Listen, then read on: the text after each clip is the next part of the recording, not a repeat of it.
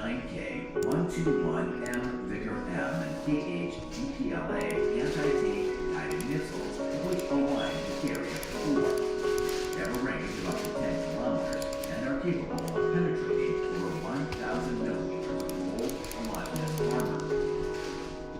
At the time of making this video, 6 Orions have been destroyed. Despite the losses, Russia, at this moment, still has at least 94 of them. Number 8 is the Mi-28N. The Mi-28's road from creation to the introduction was long and bumpy. The prototype was created in 1982 as a competition for the Ka-50 to replace the Mi-24. Despite the Mi-28 loss, no matter what entered service in 2009 in the significant improved version, the Mi-28N. The Mi-28N, which is often compared to the American AH-64 Apache, is armed with a 30mm 2A42 autocannon. In addition, there are 4 external hardpoints for suspending various combinations of armament with a total weight of up to 1,600 kilograms.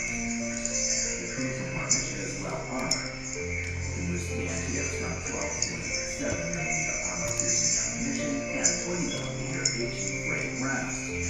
Interestingly, the Mi-28N doesn't have a radar. The only variants of this helicopter in service with the Russian Armed Forces which are equipped with radar are introduced in 2017 the UV training and combat variant, as well as the NM variant introduced into service in 2020.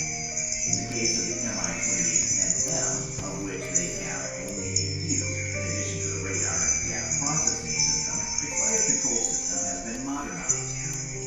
It was equipped with the defense system used on the Ka-52. Also, it has been adopted to use a new armament, such as GPS-guided download missiles with a range of 14.5 kilometers. At the time of making this video, 9 such helicopters have been destroyed. Despite the losses, Russia, at this moment, still has at least 111 Mi-28s in all variants. Number 7 is the Ka-52. Serial production of the Ka-52 was started in 2008, but the first helicopter entered service with the Russian Armed Forces in May 2011. The Ka-52 is armed with a 30mm 2A42 autocannon. In addition, there are 6 external hardpoints for various combinations of armament with a total weight of up to 2 tons. An example of such weaponry is the 9K-121M Vickr M, of which the Ka-52 can carry up to 12. They have a range of up to 10 kilometers and can penetrate up to 1,000 millimeters of steel armor behind explosive reactive armor. Interestingly, on January 4, 2023, the Russians announced the delivery of 10 helicopters in the new version, the Ka-52M. However, it's not known whether they are new or modernized. The Ka-52M has been equipped with, among others, a new improved avionics, or a new ASA radar, which is capable of detecting objects the size of an armored combat vehicle from a distance of 45 kilometers. It was also adapted to the same armament as the Mi-28NM. At the time of making this video, 48 Ka-52s in the older variant had been destroyed. Despite the losses, Russia at this moment still has at least 125 Ka-52s and Ka-52Ms. Number 6 is the 9K-317M Group M3. Introduced into service in 2016, the 9K-317M Group M3 aircraft is the latest incarnation of the Soviet 9K-37, which entered service in March 1979. Group M3 allowed the elimination of aircraft such as planes, helicopters, cruise missiles,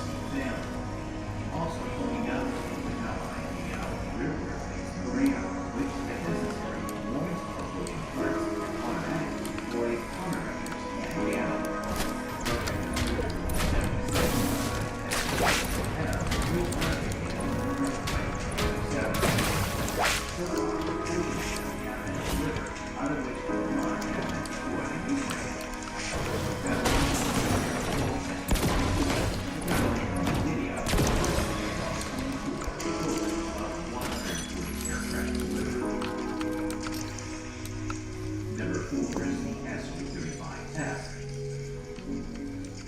This aircraft made its first flight on February 19, 2008. The Su-35S offers a feature set and performance making it very nearly a fifth-generation fighter jet. It falls short on only two requirements: lack of stealth technology and active phase array radar. While lacking an APAR, the Su-35S new Urbis phased array radar control system can detect targets at distances up to 400 kilometers and track simultaneously up to 4 ground targets or up to 30 airborne targets, as well as engaging up to 8 airborne targets at the same time. Besides the radar control system has the friend or foe identification capability for aerial and maritime objects, it's capable of identifying the class and type of airborne targets as well as taking aerial photos of the ground. It's armed with a 30mm cannon and has 12 hard beams for mounting missiles. At the time of making this video, 5 Su-35Ss had been destroyed. Despite the losses, Russia at this moment still has 115 of them. Number 3 is the S-400. The S-400 is currently one of the most modern Russian long-range surface-to-air/anti-ballistic missile systems. Its task is to combat all kinds of air threats, including intercontinental ballistic missiles with nuclear warheads in the final phase of their flight. The history of this system dates back to the late 1980s, and the goal was to replace the S-300s. The first S-400s entered service on April 28, 2007. The Russians declared that the radar for the S-400 complex is capable of detecting targets from a distance of up to 600 kilometers, and the range of combating the enemy using 40 M6 missiles is even 400 kilometers. Unfortunately, reality is not so perfect, because in Ukraine, the success of the S-400 on the battlefield against the HIMARSs are, to put it mildly, modest. To make matters even worse, in 2019, the Swedish Defense Research Agency published a report according to which the capabilities of the S-400 are twice as low as declared. At the time of making this video, 6 S-400s had been destroyed. Despite the losses, Russia at this moment still has over 440 of them. Number 2 is the Tu-22M3.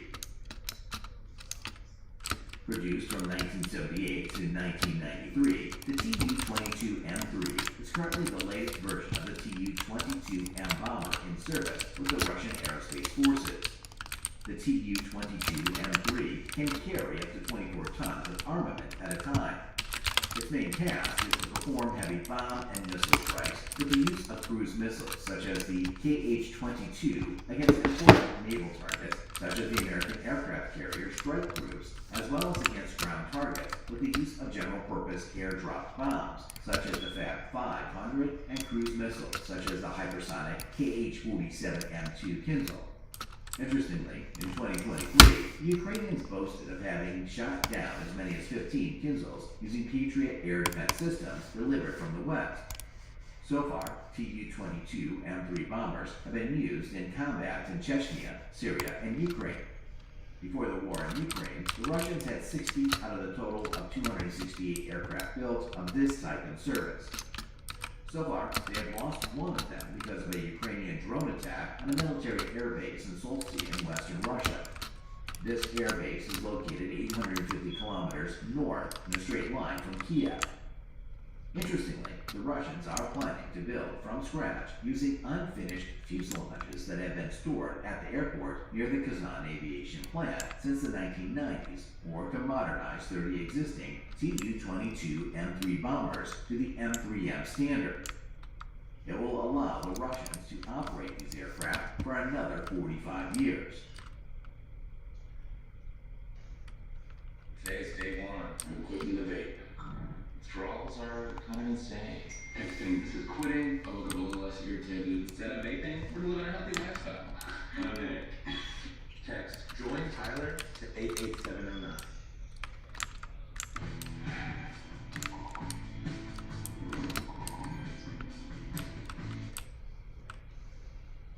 Number 1 is the Beriev A-50U. Produced from 1978 to 1992, the A-50 is a Soviet airborne early warning and control aircraft based on the IL-76 transport plane. The Beriev A-50U, which has been delivered to the Russian Air Force since 2011, is a modernization of the existing A-50s, but it features new updated onboard equipment and increased operational range. Also, it's equipped with a large surveillance radar, with its antenna in an over-fuselage rotating radar dome that externally resembles the Frisbee atop Western-made AWACS aircraft. Thanks to its radar, which can detect air targets at a range of up to 650 kilometers and ground targets from up to 300 kilometers, the A-50Us are vital to maintaining air superiority by providing a friendly air force with targets to attack. According to the Military Balance and World Air Forces, before the war, Russia had between 10 and 14 A-50 aircraft.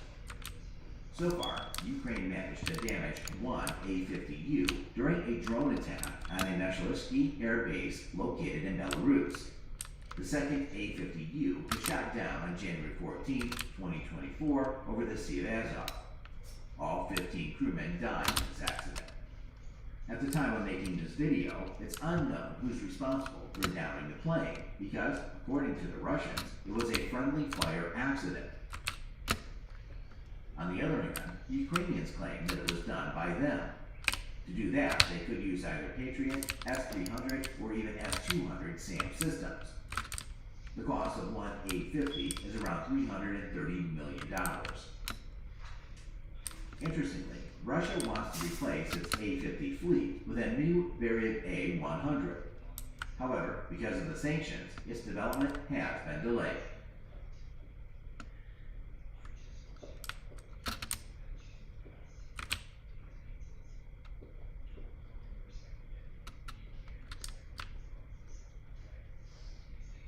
If this offer is too high, we'll be able to negotiate with them and redo it.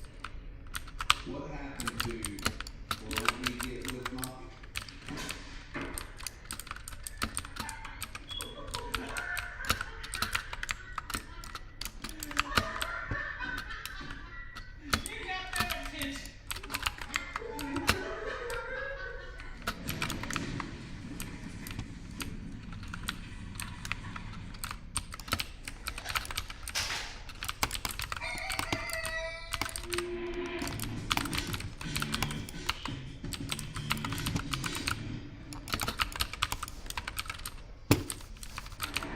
What's going on, everybody?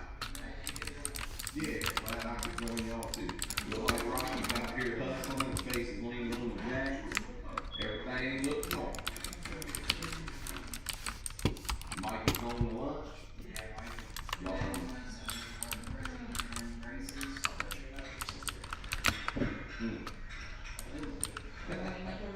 Well, I'd like to know what team wins races during off season, and that's something I want to touch on.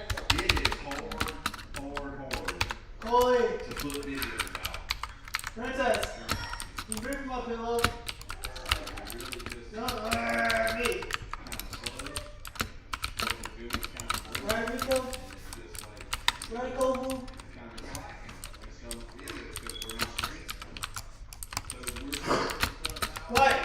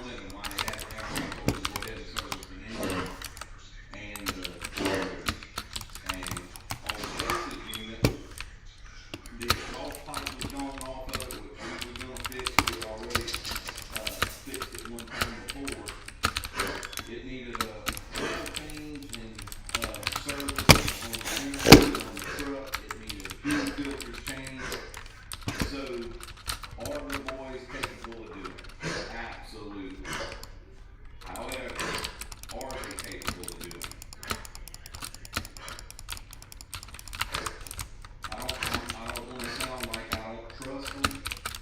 what's under the hood of this thing, how big all this stuff is, it's a lot different than working on the race cars. These boys, when I say boys, these men, I'm talking about Chase and Mikey and even Rocky, they spot things on that race car because it's repetitive and they're doing the same thing over and over. Chase was just showing me a picture that one of our local racers that, you know, that we're friends with that runs an MD Custom, he sent Chase a picture and he was showing him on something else, and in the picture Chase zoomed in and found a bolt broke on a shock bracket. So, you know, it's an eye. And at first Chase even showed me the picture. He said, "What do you see here?" And he zoomed in and I'm like, I don't know, tell me what we're looking at. I didn't catch it. These boys catch that stuff. That's what they're good at. So my point in telling you is, they don't service these big trucks all the time. This thing's got like 10 or more gallons of oil. You gotta grease everything, you gotta change filters and prime stuff. I don't even know how to service this thing, but it's not something that we wanna get over into, because if they mess something up, it could cost us a lot of money and keep us from being able to travel. So it comes down to, sometimes it's just better to hire the right person to do something like this instead of trying to do it yourself. So all that behind this, last week I had mine in the shop getting it fixed. Chase took his to the local Love's and got him a young dude down there that told him that his truck was an antique and they didn't even have the parts for it and wasn't interested in working on it, which is kind of funny because I see a lot of these trucks on the road, so somebody's servicing. Well, anyway, it kind of ticked Chase off and he come home and parked it, and I called a buddy of mine, that local guy, and owns a trucking company, and he has a group of mechanics at his shop that works on his own fleet. And I asked him, was that something, you know, if you don't just find that it's good and wanted to work us in and do a service on this thing, we would appreciate it and be willing to pay you for it. So he worked us in. They did an excellent job, full service on the generator, on the engine in the truck, checked over everything, told us what kind of great truck it was. Chase went and picked it up, paid him for it, came home. When he got home, there was nobody else here. I was at the church working on the Night to Shine stuff. Adrian was there. Mikey wasn't here. Rocky wasn't here. Well, Chase came home, and when he turned, he went down this hill a little bit, and it was all dry here. And when he went to back up, the truck went back up again. So he panicked. Before he called me, he rolled it on down the hill and was going to turn and come around because he knew he had pulled up. He said it was just a reverse thing. So he goes down the hill and got it